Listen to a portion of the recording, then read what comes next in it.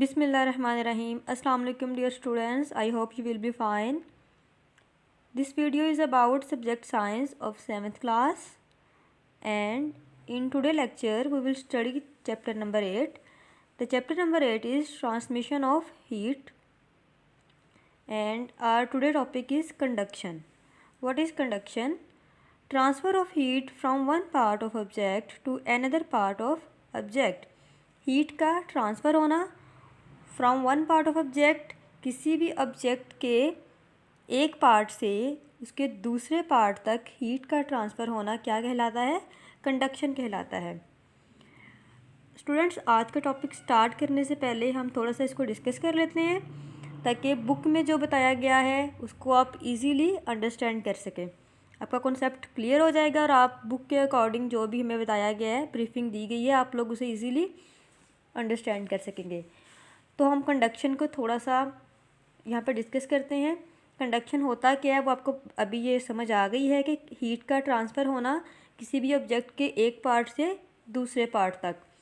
अब ये कंडक्शन कहाँ कहाँ होती है? ये गैसिस फॉर्म में, लिक्विड में, सॉलिड सब में होती है, लेकिन ज़्यादा जो बेहतर है वो सॉलिड फॉर्म में होती है। उसमें क्या होता है, जो पार्टिकल्स होते हैं वो जुड़े हुए होते हैं, एक दूसरे के करीब होते हैं। जब एक पार्टिकल को उसके किसी भी ऑब्जेक्ट के एक पार्टिकल तक हीट पहुंचती है तो जो दूसरा पार्टिकल होता है वो उसके नज़दीक होता है, जुड़ा हुआ होता है, तो वो हरी हीट उसके दूसरे पार्ट तक क्या होता है, ट्रांसफ़र हो जाती है। उस हीट के ट्रांसफ़र होने के बाद उनमें वाइब्रेशन स्टार्ट होती है। जब वाइब्रेशन स्टार्ट होती है तो वो इजीली हीट जो है वो ट्रांसफ़र हो जाती है विदाउट एनी मूवमेंट, यानी कि उसकी पोजीशन को छेड़े बगैर उनमें हीट एक पार्ट से दूसरे पार्ट तक ट्रांसफ़र होती जाती है और ये कंडक्शन का अमल कहलाता है। चलिए अब हम देखते हैं कि बुक में क्या बताया गया है। Conduction: if one end of a metal spoon is heated with a flame, the other and will also get heated up after a while. क्या है जी? वो कह रहे हैं कि अगर हम एक स्पून को हीट अप करते हैं, हम फ्लेम के ऊपर स्पून को रखते हैं, तो कुछ देर बाद जो है वो सारा स्पून क्या हो जाएगा, गर्म हो जाएगा।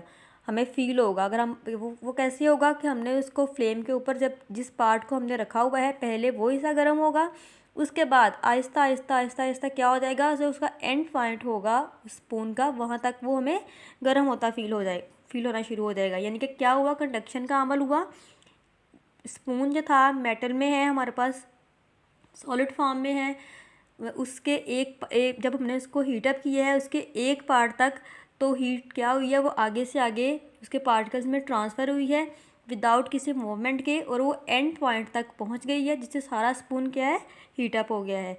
The heat energy is transferred from one end of the spoon to the other without the actual movement of particles, atoms और मॉलिक्यूल्स ऑफ द स्पून।